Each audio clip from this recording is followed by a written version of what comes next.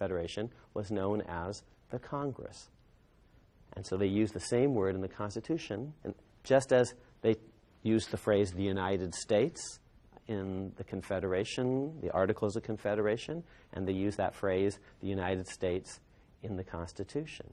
But in the Constitution, the United States means something a little different. It's far more united than it was under the Articles of Confederation. Remember, under the Articles of Confederation, that was just a league or a kind of treaty, and states were, in the end, free to leave that league or treaty. 11 states, in effect, left the Articles of Confederation to form the Constitution, initially leaving Rhode Island and North Carolina behind. So the United States, under the Articles of Confederation, are sort of a looser entity, more of a league, a confederation, a treaty. That very same phrase, the United States, in the Constitution, means something much stricter. Once you're in, for geostrategic reasons that we talked about in previous sessions.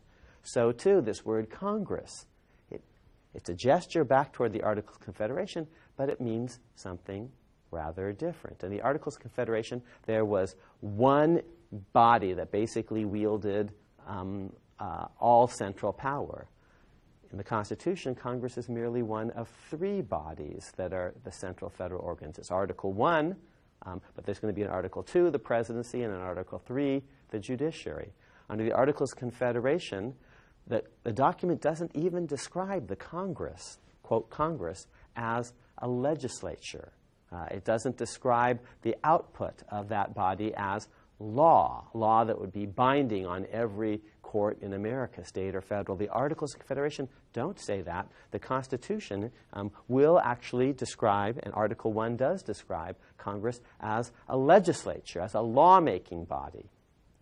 So that's one important difference. And Congress is going to be vested in Article 1 with legislative power as distinct from executive power in Article 2, vested in the president, and judicial power in Article 3, vested in federal courts.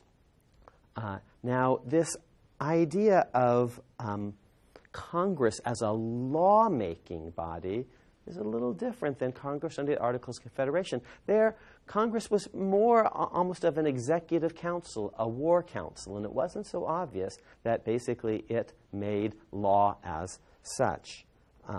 Now, the Articles of Confederation said that Congress would only have certain powers that were expressly given to it. That word doesn't appear in the Constitution. Congress, under this new body, may have powers expressly and impliedly given to it. So that's going to be another important difference, and we'll talk about that in later sessions when we begin to talk about the particular powers